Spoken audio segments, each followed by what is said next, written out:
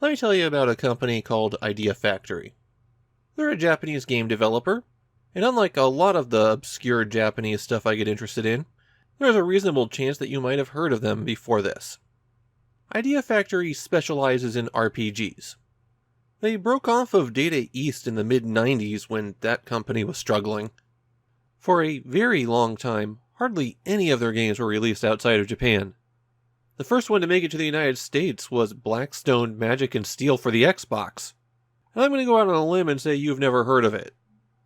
Idea Factory finally had their breakout hit in 2010 with Hyperdimension Neptunia, an RPG that mainly got by on the strength of its weird concept, personifying the console wars.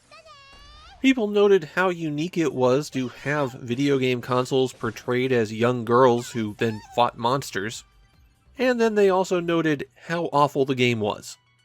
See, the thing was, Neptunia's low quality wasn't an outlier for Idea Factory. There's a reason their games weren't released outside of Japan. In Japan, they had a nickname.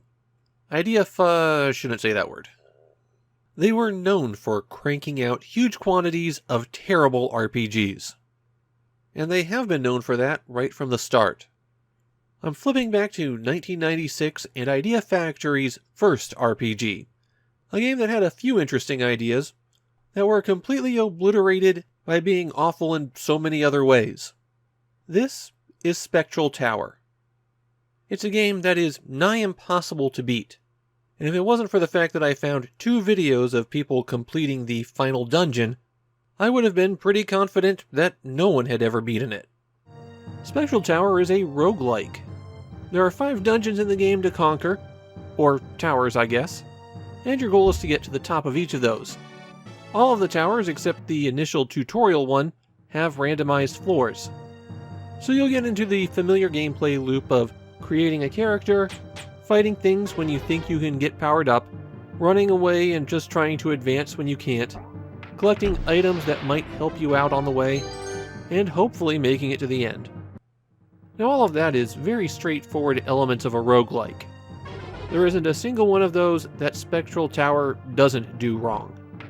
And before I drill in any further here, I need to point out that the manual for Spectral Tower is disastrously awful. It doesn't explain any of the basic game mechanics at all. I happen to have the Spectral Tower strategy guide, which also has many glaring omissions, but at least it told me how all of the basic mechanics work. The strategy guide also has a short story and a 20-page comic to introduce players to the game's world. Don't worry, none of it even matters. The game doesn't even have a proper plot. Let's start with character creation. You enter a name, and then you enter a number, up to 8 digits. And based on the number that you entered, you get assigned a class. Obviously, the number is acting as a random seed, though not for character stats or anything like that. Every class has their given stats and starting equipment. 11 of these classes are relatively common. You've got the Fool, the Wanderer, the Thief, who have to get out of this place, of course. The Nomad, the Merchant, the Feral Child, Free Fighter, Cleric, Light Mage, Dark Mage, and finally the Item Hunter. The 95 advanced classes are supposed to be kind of combinations of those, though honestly, I don't see it. These classes are not created equal, and not just in the sense that it's impossible to balance 106 character classes. I mean that most of these classes are garbage that are very unlikely to be able to beat the game. They just have no functional ability that will smooth over the rough edges that come from the terrible game design in Spectral Tower. I'll have to get a bit deeper into the game systems before I get to that though. Characters are rated on 10 stats. First there's max hit points, then 6 stats that determine how effective you are against different types of monsters you'll encounter. Then there's item level that determines what type of items you can equip, food level that determines the types of food you can eat, and finally search level that will determine how likely you are to open a chest.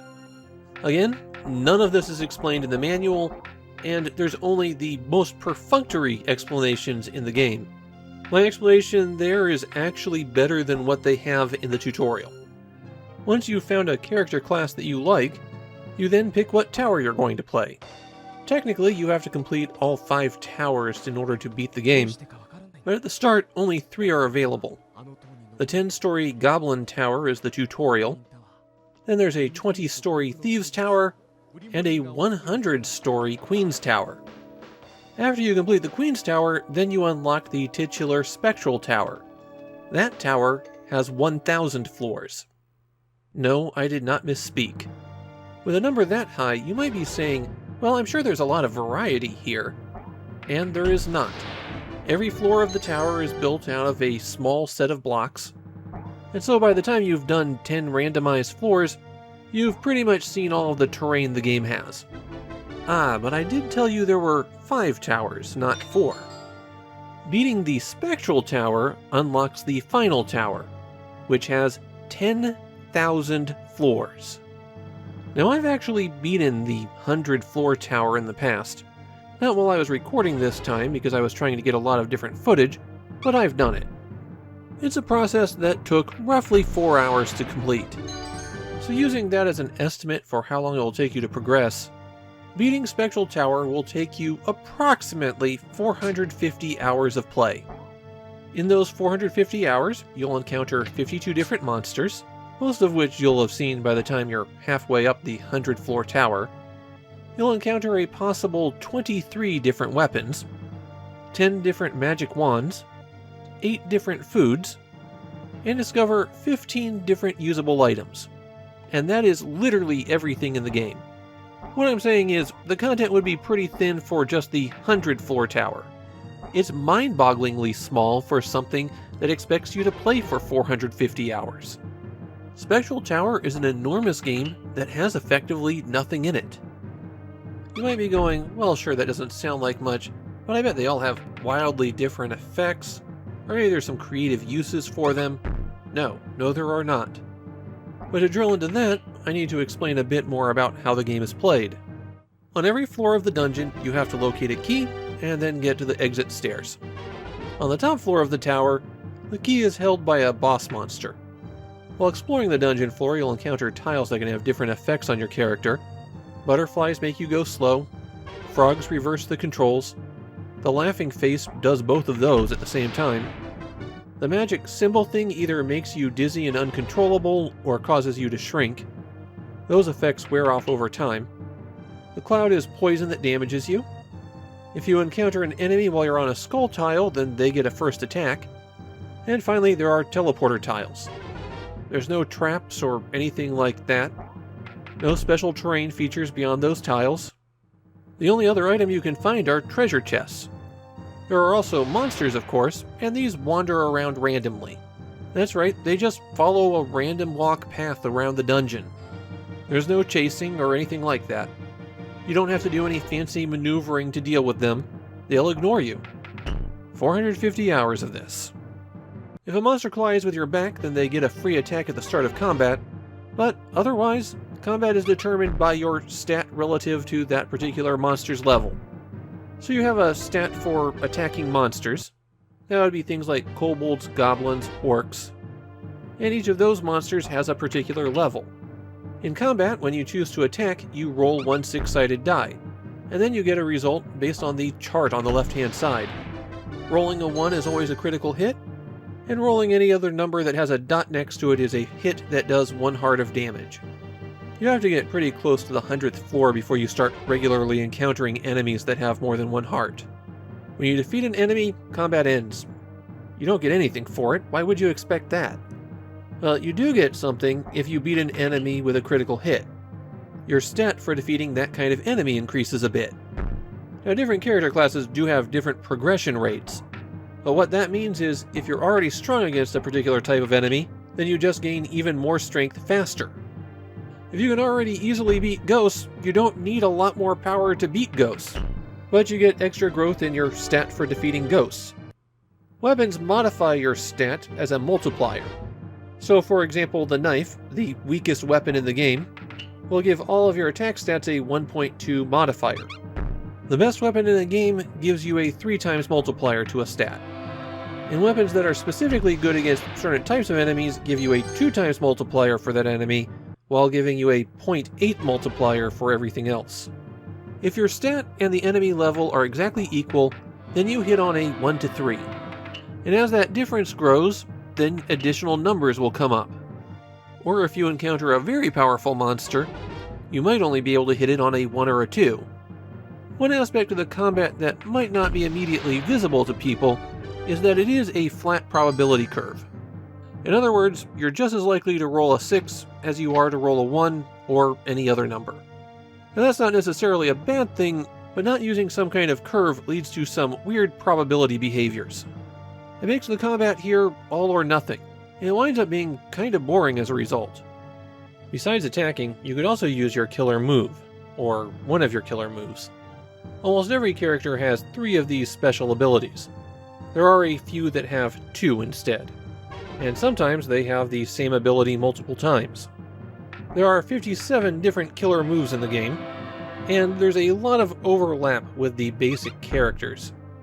But many of the special characters have a unique move just for them. These moves can include running away. That's right, many characters don't have that ability. Stealing from your opponent, casting a dangerous spell, or attacking twice. There's a lot of characters whose killer moves are effectively worthless, like the Fortune Teller, who can run away, has a 50% chance to hit a ghost, so the same as if they were regularly attacking, or can read their fate, which will either give the Fortune Teller a status ailment, recover all of their health, or kill them instantly. And not a small chance to kill them instantly either, 3 in 16. Somehow, the magic spells are even worse. They have a hit point cost, and the most common magic spell costs 40 hit points to use. Magic using characters start with lower hit points, usually around 30. So spellcasters start with an ability that just kills them, and it is extremely difficult to increase your maximum hit points. So there's a very real chance that they would have to play for 10 hours or more before they could use their basic ability, which at that point will put them on the edge of death instead of outright killing them. The game doesn't tell you what any of these special abilities do until you use them, and many of them have probabilities attached with only one chance to get it right. If you miss your 50% shot to run away, then you will always fail that in this combat. With no explanation of how to use any of these abilities, you're going to have to break out a strategy guide. There are 2 primary status ailments that you could get inflicted with that will affect combat. These actually show up as numeric values on your status screen. You can get Cursed, which prevents you from using killer moves, and this is normally inflicted by certain enemies. The other status ailment is Sickness, which can be inflicted by enemies or by eating food that's above your food level, and that status effect prevents you from using the killer moves. Okay, there are a couple of killer moves that spend those status ailments to do something, but it still feels weirdly redundant. There's 2 other things that you can find as you explore a dungeon floor. You can find these goddess statues, and they act as save points. Since they are randomly generated, you can go quite a while without finding one. It's even more annoying if you've cleared a tower, because clearing a tower doesn't save your game. You have to enter another tower, and then wander around until you find the goddess statue, and then you can save. Goddess statues occur maybe once every 5 floors, so it's possible to go quite a while without seeing one. And if you cancel out of the goddess statue, or cancel out of anything that you approach, then whatever you are interacting with vanishes. So be careful about what button you press. The only other thing that you could run into on a level is this baker. The baker will offer you some bread which will have one of 3 effects. It can completely heal you and remove all status effects, it can increase your maximum HP by 1, or it can turn you into a pig. When you're a pig, well, everything still works the same except you can no longer open chests. That effect goes away when you advance to the next floor, and there's no other way to undo it. That risk doesn't mean you should avoid the bread. In fact, you should always eat the bread. Healing and maximum HP increases are so rare in Spectral Tower that you need to use every opportunity you've got. What you'll wind up doing, though, is clearing out the floor of treasure chests, then eating the bread. That way, turning into a pig has no effect at all. Let me tell you about some of those treasures that you can collect. I've already talked about the weapons, so I won't go further on those. Then there are the rods. Rods are used to create a magical effect, and mostly they are garbage. There's a rod that can act as a save point, a rod that gives you a fairy that acts as a compass to the stairs on that floor, and a rod that can turn a rusty weapon into something useful. There's also 2 rods that do absolutely nothing unless you get another item to turn them into some other kind of rod. There's a rod that will kick you out of the tower, letting you start over if you wanted to for some horrible reason. But really there's only 3 usable rods. One of these is a full heal, and the other 2 let you skip floors. A jump rod that will take you up a random number of floors between 1 and 15, and the warp rod that will teleport you up 50 floors. Those rods are pretty much the only way that getting through the tall towers is even remotely possible. Naturally, the useful rods are incredibly rare, because they can't make this too easy. Using a rod will leave you with a junk item in your inventory as well, and you have 20 inventory slots, but you might not want to throw away junk. The reason for that is that there are a lot of enemies that attack your inventory. If you fill your inventory with garbage, then the trash might shield items that you actually want to use. Maybe the most important thing to find are medals. These act as level ups, and each of them increase a stat. Okay, there's one special medal that will dramatically increase one stat while weakening another, but for the most part, you're going to find these and want to use them instantaneously. Food restores health. It's very difficult to find it, and if the food's level is higher than your character's food level, then it makes them sick instead of healing them. Finally, there's a loose assortment of usable items. The most important of these items increase your maximum HP, though again, they are very rare. And of course there are items that can heal your curse or sickness. So, with all of the game systems laid out, it becomes pretty obvious just how badly broken Spectral Tower is. If you don't have a method for consistent healing, then you're probably going to lose. Consistent healing doesn't mean the heal spell though, which by the way uses up a random item from your inventory and only has a 50% chance of healing you. Being able to churn through a lot of items is actually the most consistent way to get healing, and because it's also how you level up, it's the quickest path to power too.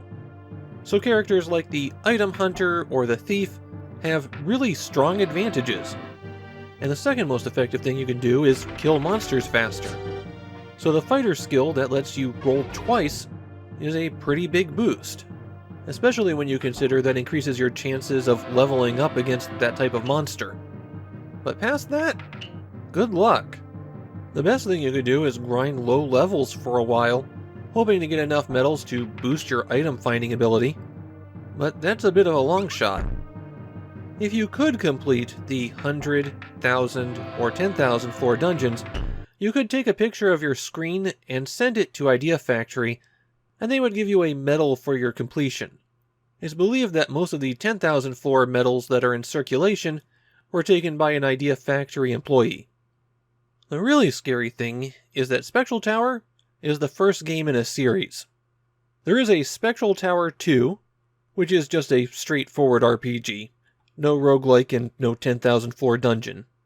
And Idea Factory made several other games set in the world of Spectral Tower, though I'm not really sure how you could tell they were set in the world of Spectral Tower, since there is no real setting here. Obviously, I do not like Spectral Tower at all, but I do find it to be fascinating. It's a game where they made every single possible bad choice. There are a lot of bad games out there, and a lot of terrible RPGs that were released on the PlayStation that never made it out of Japan. I find Spectral Tower to be fascinating among those from its sheer audacity. Every once in a while, I'm compelled to pull this one down and poke at it, because surely it couldn't have been that crazy and that bad. I own the strategy guide because that was the only way I could get information on the game, and maybe find something else here that I missed. But no, Spectral Tower is one of video games' greatest disaster pieces, worthy of standing among the giants of the awful games. It's something special, and it set a tone for the new company. It's games like this why Idea Factory is known as Idea